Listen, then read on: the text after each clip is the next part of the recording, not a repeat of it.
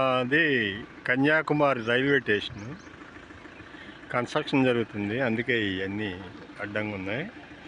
అయితే నేను మీకు ఒక విషయం తెలియజేయడానికే వీడియో చేస్తున్నాను. మీకు తెలియజేయటం కంటే కూడా నా పాత రోజులు గుర్తు చేసుకోవటం అని చెప్పచ్చు. అదేంటంటే నిన్న ఒక వీడియో చేశాను తిరునెల్వేలిలో నా 38 సంవత్సరాల క్రితం జరిగిన అనుభవాల గురించి. ఎవరన్నా ఇంట్రెస్ట్ ఉంటే దాన్ని కూడా చూడండి. అయితే ఏం జరిగిందంటే కన్యాకుమారిలో నేను మా కుటుంబ సభ్యుల్ని బంధువుల్ని కలిపి ఒక టూర్ తీసుకొచ్చాను 1988లో. అంతా నా బంధువులు, నా కుటుంబ సభ్యులేను, పోలేపల్లి ఆత్కూరోళ్ళు. ఇప్పుడు సుమారు 38 సంవత్సరాల క్రితం. అప్పుడు ఏం జరిగిందంటే ఆల్రెడీ తిరునెల్వేలిలో జరిగిన అనుభవం చెప్పాను, కన్యాకుమారిలో జరిగిన అనుభవం చెప్తాను. అది నేను గుర్తు చేసుకోవటం కోసం ఈ వీడియో.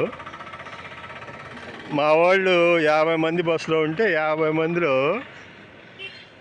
కనీసం 10 వంటలు ఉండేవి. అంటే వండుకోవడం అన్నమాట. అన్నం, పప్పు, చప్పిడిపప్పు వండుకునేవాళ్ళు, నిలవ పచ్చళ్ళు వేసుకొని దాన్ని వేసుకొని తినేవాళ్ళు అనమాట. అట్లా 10 వంటలు పెట్టేవాళ్ళు 50 మంది మీద. అయితే ఎక్కడికక్కడ పుల్లలు ఏరుకునేవాళ్ళు, ఆ పుల్లలతోనే వంట చేసుకునేవాళ్ళు. ఇది 38 సంవత్సరాల క్రితం మాట, ఇప్పుడు కాదు. ఇప్పుడు అంత ఓపిక ఎవరికి లేదు జనానికి. అలా ఏరుకొని ఎక్కడన్నా నీళ్లు దొరికిన కాడ వంటలు చేసుకునేవాళ్ళు. నేను వాళ్ళకు అనుగుణంగా చూసి ఆపేవాడిని. మామూలుగా అయితే అసలు అవకాశం ఇవ్వము. వంటోళ్ళు ఉంటారు, వండి పెడతారు, ప్రయాణికులు తిని బయలుదేరుతారు. ఇట్లా ఎవరికి వాళ్ళు వండుకునేది పెట్టం మేము అసలు. బంధువులు కాబట్టి తప్పలేదు.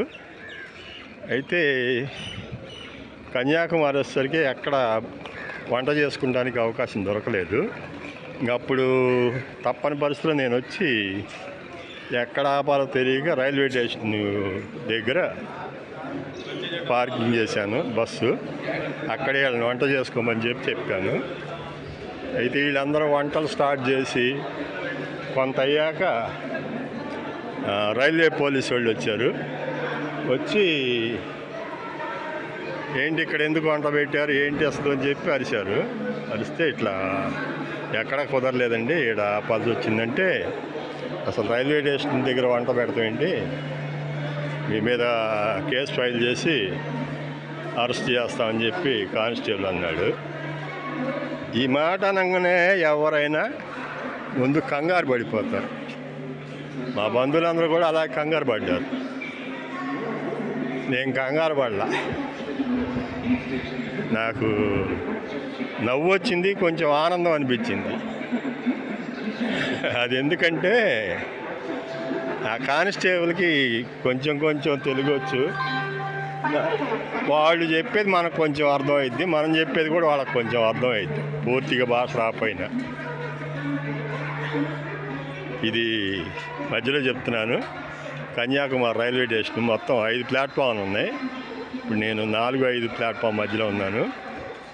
ఇంకా కొనసాగింపు ఏంటంటే, నాకు ఆనందం వేసింది, నవ్వు వచ్చింది అన్నాను కదా. ఎందుకంటే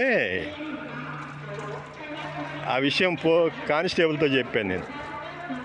సార్, నేను ఇప్పుడు ఈ టూర్ బయలుదేరి 15 రోజుల టూర్ ఇది. ఇప్పుడు దాదాపు 10 రోజులుగా వస్తుంది. ఈ 10 రోజుల్లో కనీసం 1 గంట 2 గంటలు కూడా నిద్రపోయింది లేదు. నేను నిద్రపోవటానికి అవకాశమే ఇవ్వట్లేదు, కుదరట్లేదు కూడా. నైటల్లా జర్నీ చేయాల్సి వస్తుంది, పగలల్లా గుళ్ళు చూపించుకొని మధ్యలో వంటలు చేయించుకొని ఇదే సరిపోతుంది నాకు. అల్లాడిపోతున్నాను. మీరు నన్ను అరెస్ట్ చేసి జైల్లో వేయండి, కాసేపు అక్కడన్నా ప్రశాంతంగా 2-3 గంటలు నిద్రపోతాను అని దండం పెట్టాను. ఆయనకి పూర్తిగా కాకపోయినా కొంత అర్థమైంది విషయం. ముందు ఆశ్చర్యపోయాడు, తర్వాత భుజం తట్టి సరే జరిగిందే జరిగిందిలే, ఫస్ట్ టైం కాబట్టి వదిలేస్తున్నాను. ఇంకెప్పుడు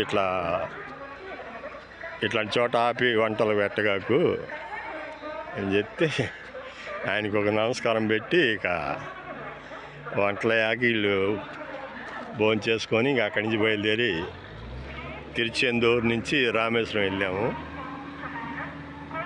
ఈ అనుభవం మీతో పంచుకుందామనే ఈ వీడియో. అలాగే నేను గుర్తు చేసుకునే ఉద్దేశం, రైల్వే స్టేషన్కి కూడా ఈరోజు రాత్రికి నాకు నాగర్కోయిల్ నుంచి చర్లాపల్లి వెళ్ళే train, special train Amrit Bharat, అక్కడికి వెళ్ళి ఎక్కాలి. ఇక్కడికి దాదాపు 20 కిలోమీటర్ల డిస్టెన్స్. అయితే ఈ రైల్వే స్టేషన్కి నాకున్న అనుబంధం గుర్తు చేసుకోవడం కోసం ఒక దాదాపు కిలోమీటర్ నా రూమ్కి నడుచుకుంటూ వచ్చాను. ఇది చూడగానే 38 సంవత్సరాల క్రితం 1988లో జరిగిన సంఘటన గుర్తొచ్చింది. అది వీడియోగా తీసుకొని ఎప్పుడన్నా ఒకసారి చూసుకుంటే ఆ ఎక్స్పీరియన్స్ గుర్తొచ్చుద్ది. ఎవరన్నా ఈ వీడియో కానీ చూస్తే ఎక్కడికన్నా వెళ్తే సమస్య వచ్చినప్పుడు భయపడకుండా, కంగారు పడకుండా ప్రశాంతంగా ఉంటే దాని సమస్య పరిష్కారం దొరుకుద్ది. నేను ఆ రోజు అంత కూల్గా ఉన్నాను కాబట్టి నాకు ఈజీగా పరిష్కారం అయింది. అదే నేను కొద్దిగా అతనితో ఇదిగా మాట్లాడుంటే నా దగ్గర 500 1000 రూపాయలు గుంజేవాడు. అదే చెప్తున్నాను మీకు, ఎక్కడ కూడా సమస్య వచ్చినప్పుడు కంగారు పడకండి, కాస్త కూల్గా ఉండి ఆలోచించండి, మంచి పరిష్కారం లభించుద్ది. సమస్య వచ్చినప్పుడే మనిషి సామర్థ్యం విలువ తెలుసుద్ది. అది తెలియజేయడం కోసం ఈ వీడియో నేను చేశాను. నా బంధుమిత్రులు అందరూ చూస్తారని చెప్పి ఆశిస్తున్నాను. ఇట్లు మీ శ్రేయోభిలాషి.